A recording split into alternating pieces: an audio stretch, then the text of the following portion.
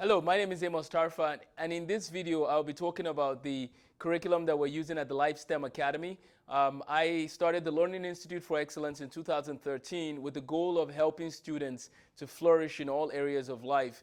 And in this program that we're running in the fall of 2022, we want to provide K-12 students with the opportunities to grow in their STEM education, but as well as in their understanding of history and how it connects to literature. So let's look at the curriculum options we're using this year, and then I'll answer questions in the next series of videos.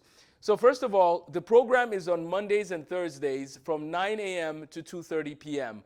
Students can come to the class right at the school. They basically show up and they have a schedule that they follow. They have teachers that are helping them in different aspects. The morning set of the classes in the morning are from 9 a.m. to 12 p.m. And then at 12 p.m. there's a lunch and playtime till about 1 o'clock. And at 1 o'clock they do either French or music or debate, depending on the day of the week. And I'll talk about that in the schedule. Actually, while we're talking about the schedule, why don't we look at that quickly, and then we'll look at the curriculum in detail. So basically with the schedule, we start at 9 a.m. That's when people start arriving. Some people might arrive earlier, but please make sure you inform us if you do plan to start coming earlier. At 9:15, we have chapel, which is an opportunity for the students to learn different lessons from the Bible, listen to some guest speakers, and also they get to share some of the things they're learning, so the students can share lessons they're learning from what they're reading. They get to sing songs that maybe have ministered to them recently, and we'll just get a time to be together as a school, or as a homeschool school, if you could call it that. And so that's the plan from 9:15 to 9:45. At 9:45, we have mathematics. When it comes to mathematics, we know that students are in different phases. And so this is where we have different options. Now, away from the school, our students have access to resources in our online modules.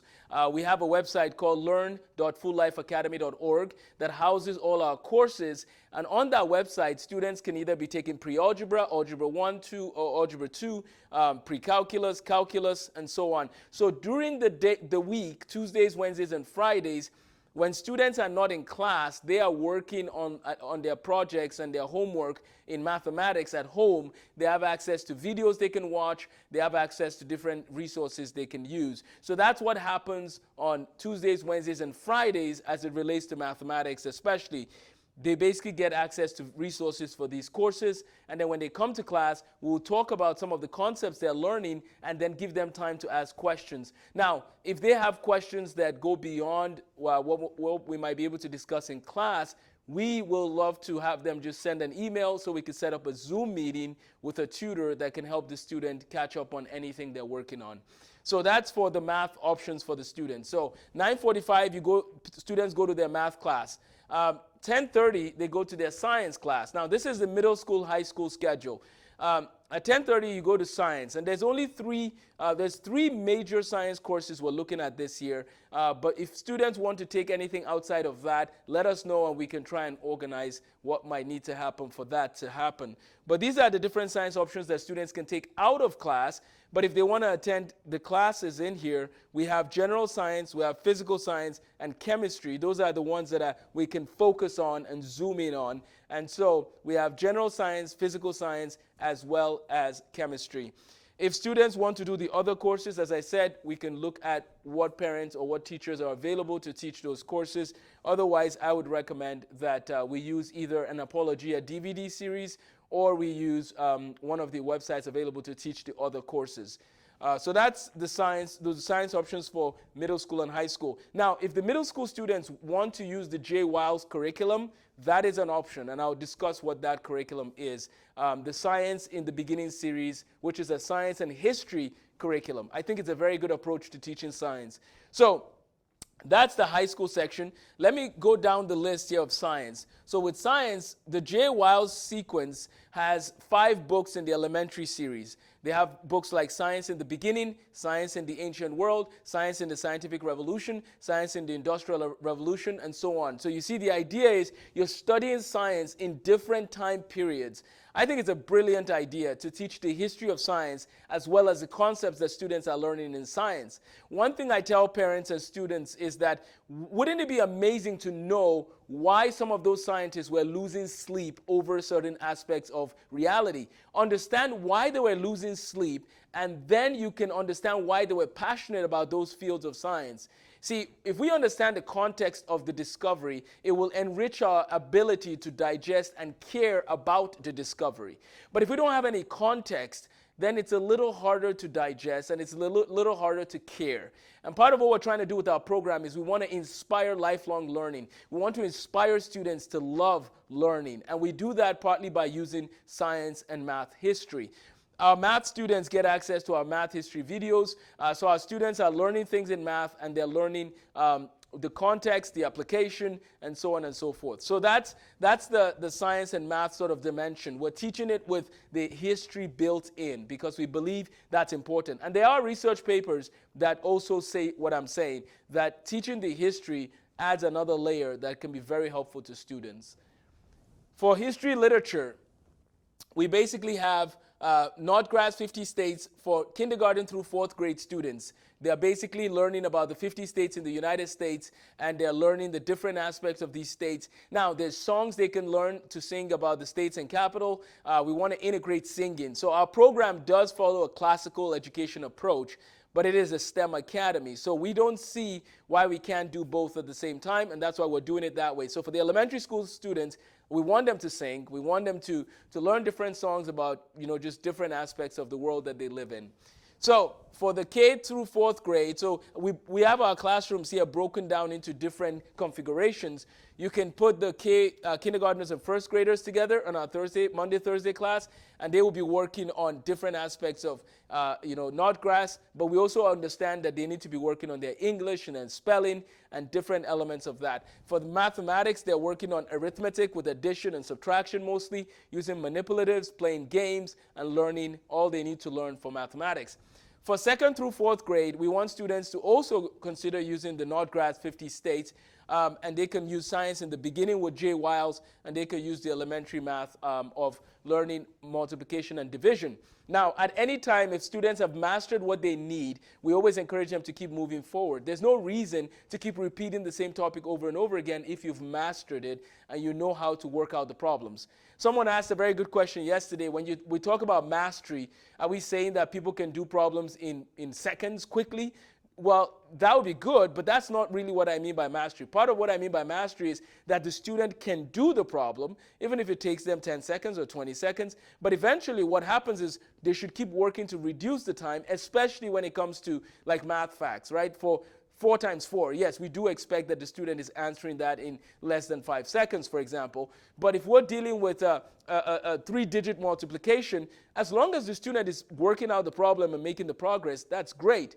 But my dream, I say, is that one day I want students to be divided, not based on, or not divided, but what I mean is I want students to be, in terms of understanding and knowledge base, I want the difference between 2 students not to be if they understand, one understands the concept and the other doesn't.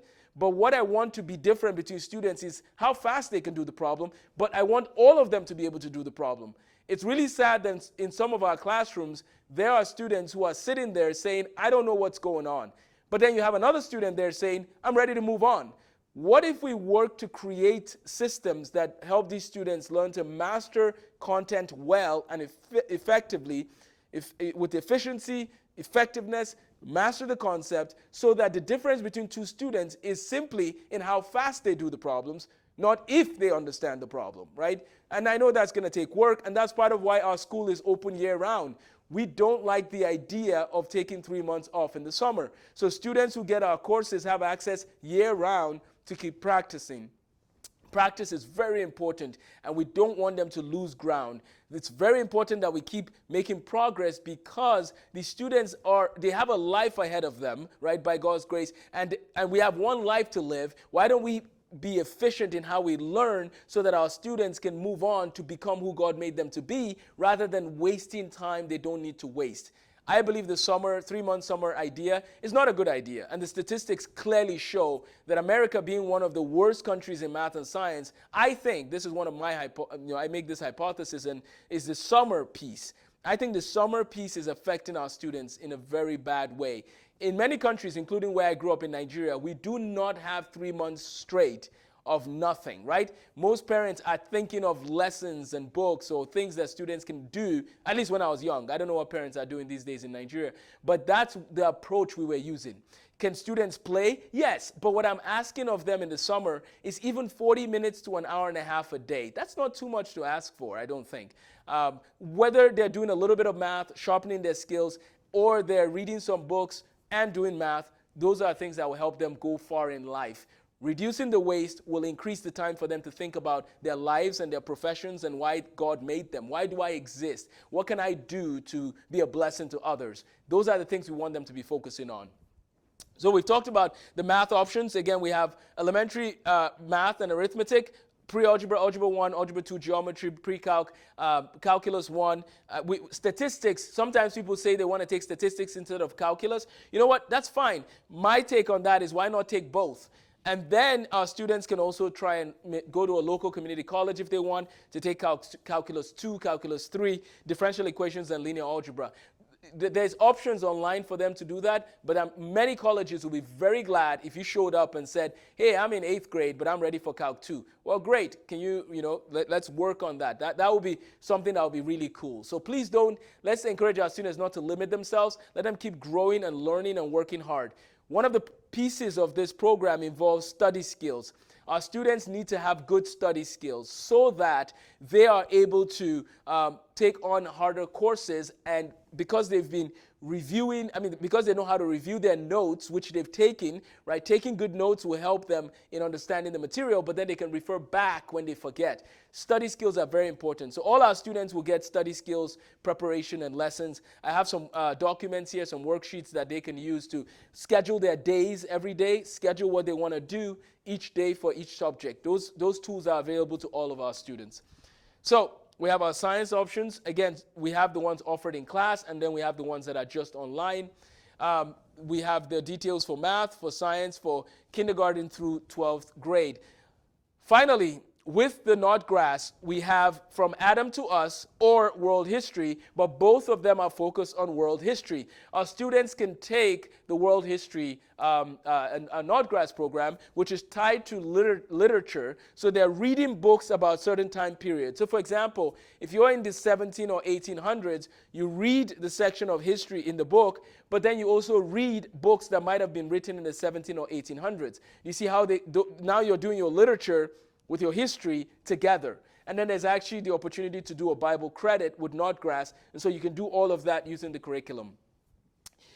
When they finish the semester, our students can also, as they go through the semester, they can read the books, the book series, Christian Heroes Then and Now. I think it's a very good resource to teach them about people of faith and missionaries and what God did through these people's lives. And then our students can CLEP the Western Civilization 1 course. We want to prepare them to the level where they can CLEP Western Civilization 1 or Western Civilization 2 if they want. So those are elements that are built into the program. We will have assessments, and there are 6 weeks of the summer that I have available to families to pick from. You could come in at any one of those times. Even if you're not attending our academy, our STEM academy, you can still come in to do the assessments and spend time with us learning math and science from 9 to 11 during specific weeks of the summer. So let me know if you have questions. Even if you don't attend, even if you're not homeschooled, even if you don't attend our academy, you can come by this summer for assessments and classes. So that's a general overview of the program. This describes some of the curriculum that we're using in terms of all of us together. Parents can always add more to these curriculums. And then this is sort of a schedule for middle school and high school. The elementary school schedule will come out later. In the afternoon, for the high schoolers, they do choir on Mondays and French on Thursdays. That's sort of the plan right now. We can switch that order later, but we'll let you know. And if you want to sign up for just specific courses, that is an option. If you just want to do math or just science or just history literature, you can sign up for that if you want. Just email me and I can send you the information. So that's a general overview of the schedule. That's a general overview of the curriculum. I will be releasing more videos that go over how we are planning to teach, the principles that we're using to inspire students to pursue excellence in learning. Our podcast, Excellence in Learning, will start off this week as well, where we'll be releasing videos and audio every week to encourage families in their quest to educate their children. I'm going to end with these two posters here. We have the goals. We want every high school student to master college-level courses. We want every educator to be equipped and to be able to challenge the inspired and to inspire those who are not interested. We want to inspire our teachers to inspire them to care about learning.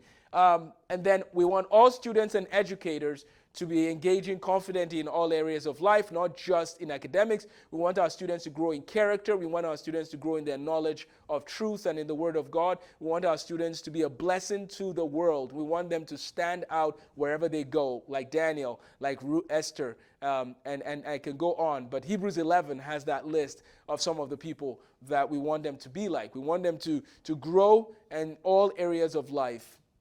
We want to basically come alongside parents to help their children accomplish things that, sometimes the students never thought were possible. We want to take students who might not love math, for example, to love math and to excel in it, and then to consider a profession in STEM, or just to love it and enjoy it. Enjoy doing math, because math is beautiful. Just like music is beautiful, math is beautiful. We've been blessed with a music and French instructor who also has a passion for teaching music and French. Her doctorate is she has a doctorate in music. And so we're excited to see how that brings students together to learn to sing. And then she'll also be teaching French because she's originally from Canada, Quebec, I believe. So this is the last thing I'm going to talk about, which is our roots here.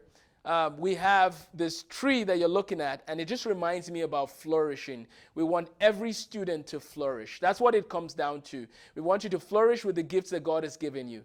Yes, Amos loves math and science, but please know that I love truth, and I love learning, and I love anything that enhances human flourishing and helps people to become who God made them to be. Thank you for watching this video.